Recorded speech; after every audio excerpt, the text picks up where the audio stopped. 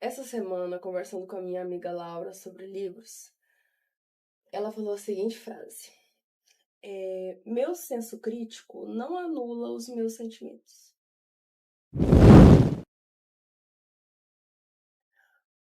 Oi, pessoal, tudo bem com vocês? Eu sou Isabelle, sejam muito bem-vindos à Escriba e os Arquivos Esquecidos. No vídeo de hoje eu quero falar com vocês sobre livros ruins que a gente ama. E vamos tentar destrinchar o porquê que esse fenômeno acontece. Eu acredito que, ultimamente, com a quantidade de clube de livros, book talks e comunidade literária no Instagram, tem crescido uma necessidade de consumir literatura que tenha qualidade. E aí, como eu falei no vídeo anterior, a gente vai ler um clássico, não entende muito bem, se sente burro, ou não tá maduro o suficiente para entender aquela história, porque pessoas inteligentes são as que leem determinados tipos de história. Quem lê outra coisa já não é tão inteligente assim. E a internet tem feito parecer que é uma obrigação gostarmos de livros considerados bons e odiar livros ruins. Mas quero trazer aqui para a gente refletir o quanto a nossa percepção, os nossos sentimentos vão além da nossa criticidade. E muitas vezes a gente se conecta com um livro ou um personagem ruim e não gosta de um personagem bom. A exemplo disso, eu, como qualquer adolescente que viveu aí a adolescência dos anos 2010, 2015, era louca, fissurada por Crepúsculo. Eu tinha um hiperfoco gigantesco em qualquer coisa com vampiros. Mas assim, vampiros lindos, né? Vampiros de The Vampire Diaries. O Edward. E eu amava Crepúsculo. Eu fui ler, na verdade, os livros depois, aos 18, 19 anos. E ainda lendo, eu achava interessantíssimo, sabe? Ver o que não tinha nos filmes. E eu amava aquela percepção. Eu conseguia sentir aquela angústia da Bella em Lua Nova. Hoje eu consigo entender que todos esses sentimentos e essa conexão com um personagem específico está muito mais atrelado a um período da nossa vida em que a gente está passando do que realmente a complexidade daquele personagem, vamos dizer assim. É, até hoje consumo muito conteúdo relacionado ao Crepúsculo, eu adoro ver pessoas criticando ou destrinchando. E hoje eu consigo entender que a Bella, ela não tinha identidade própria. Ela teve que amadurecer muito cedo para cuidar da mãe. E aí ela era uma pessoa muito carente. E quando apareceu o Edward, que tava lá pra dar a ela tudo que ela nunca teve, ela se apaixonou muito rápido, né? Ela se entregou muito rápido.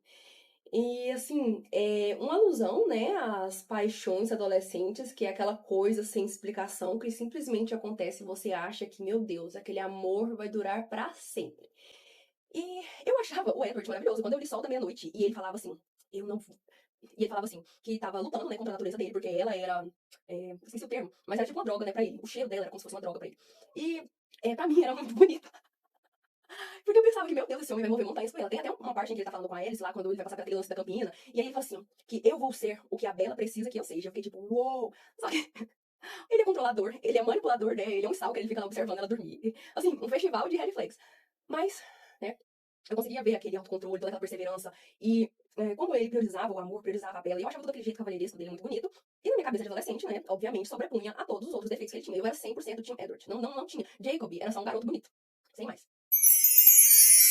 Nesse mesmo sentido, depois de ler a Cotar, eu li a Cotar no ano passado e eu não tive nenhum spoiler. Uma amiga do estágio, a Mirelle, me falou pra ler.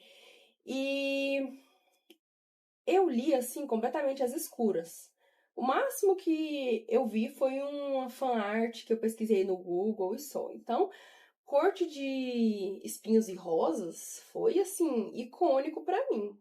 eu me apaixonei no Tumblr. E quando o Reels apareceu, eu consegui entender, assim, que ele era maravilhoso, que ele tinha um molho, não sei o quê. Mas depois que eu fui ver o fandom, que amava o Reels e odiava o Tumblr, eu não consegui entender. Tanto que eu tive que reler a Cotar. O primeiro, eu reli 2 vezes pra poder ver se eu achava alguma coisa lá. E aí, assim, eu me esforcei pra odiar o Tumblr. Mas eu vi que eu tava me esforçando e eu não tava tendo muito resultado. E por que que isso tá acontecendo? É...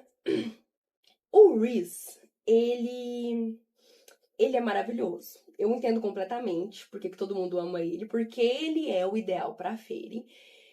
Ele ele impulsiona ela a crescer. Ele admira ela, ele respeita ela, assim, ele é o parceiro dela. Ele é maravilhoso. Ele tem o molho, sim. Mas eu entendo as partes do Tumblr que, assim, são tóxicas, mas eu só fui entender depois que eu vi todo o ódio que ele sentia. Porque enquanto eu li o livro, eu fiquei apaixonada naquele homem.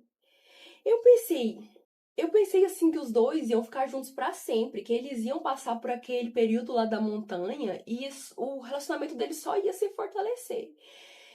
A cada ação tóxica que o Tamlin tinha contra a Fairy ou a negligência dele de qualquer ação era completamente justificável na minha cabeça. E assim, justificando o meu ponto de vista e essa forma de pensamento problemática, comecei a fazer terapia de verdade pra valer, resolvendo todos os meus BOs da vida esse ano. Então, né, ano passado era outros 500. E eu amei tanto o Tumblr porque eu me conectei com aquele padrão que reflete exatamente o padrão de homem em relacionamento amoroso que eu sempre escolhi na minha própria vida. Então, tal qual eu não conseguia identificar a toxicidade nos meus relacionamentos, foi a mesma situação no livro. E quando o Reese apareceu, como eu já falei várias vezes, mesmo sabendo que ele era maravilhoso, o Tamlin parece que ele tinha ofuscado completamente. E depois que eu consegui, assim. Como é que fala? E depois que eu consegui, assim, dissociar e entender a toxicidade e a problemática de cada uma daquelas atitudes dele, o cara que foi me chamar a atenção dentro de Akotar foi o Cassian. Não foi o Tumblr. Não foi o Tumblr, não foi o Reese. Ai, ai. Enfim, né, gente? Eu sentia pena dele. Eu queria entender ele. Pra mim, ele. Tadinho, vem cá que eu vou consertar você. Eu sei que não sou só eu que preciso de terapia. Isso é mais comum do que vocês imaginam. Se alguém pensou a mesma coisa que eu e ainda não viu essa problemática, pelo amor de Deus. Terapia sem falta semana que vem, às 4 da tarde. E agora, pra terminar de confessar todos os meus pecados, estou lendo Estilhaça-me, por indicação de uma amiga maravilhosa. E assim, o primeiro livro, eu tô no segundo, na verdade. Não lembro nem o nome deles, eu só sei que é o 2.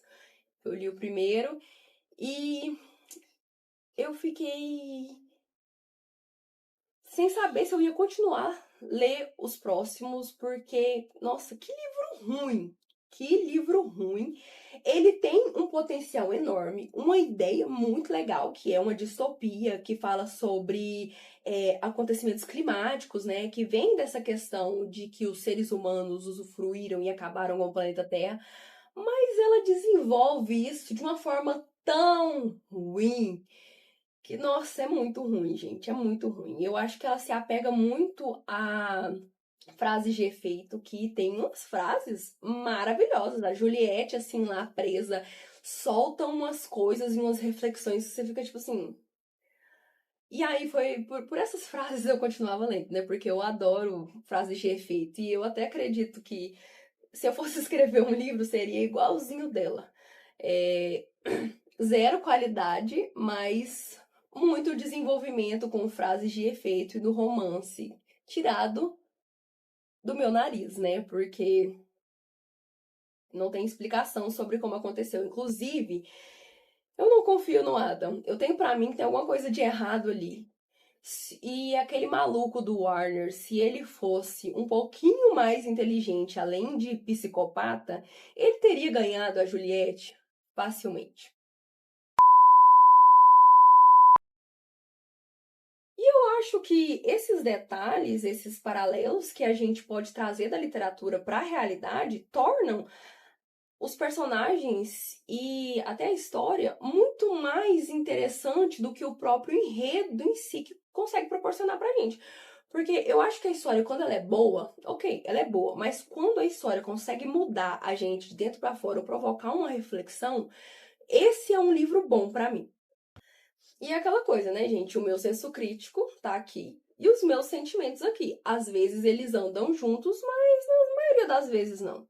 E eu não vejo por que dentro da literatura seria diferente. Eu acho que nada disso faz a pessoa mais ou menos inteligente do que a outra, porque o importante mesmo é que a gente consiga olhar para dentro da gente, fazer uma reflexão, entender o nosso lugar no mundo e melhorar de alguma forma. E os livros, eles não foram feitos para conversar só com o nosso cérebro. Ele conversa com as nossas memórias, com os nossos traumas, com os nossos padrões, com aquilo que a gente está tentando entender, com aquilo que a gente quer ser. E às vezes a gente ama um personagem pelo que ele é, às vezes a gente ama um personagem porque a gente se identifica, porque a gente se vê nele, porque ele foi a gente em algum momento da sua vida ou porque é o que a gente almeja ser. Então, o veredito depois disso tudo é que gostar de um livro ruim não faz da gente uma pessoa burra ou um leitor ruim. Faz da gente uma pessoa humana. E eu acho que essa frase da Laura está certíssima, né? Os meus sentimentos, eles não vão anular o meu senso crítico. E eu posso sim reconhecer os defeitos de uma obra e ainda assim amar ela de todo o meu coração, porque nem sempre vai ser a qualidade da história que vai transformar a gente, né? Às vezes é o momento da vida em que aquela história nos encontrou. Então, acho que é isso. Eu espero que esse vídeo tenha acrescentado de alguma forma, feito vocês pensarem um pouco, sair ali da zona de conforto. E, e até a próxima.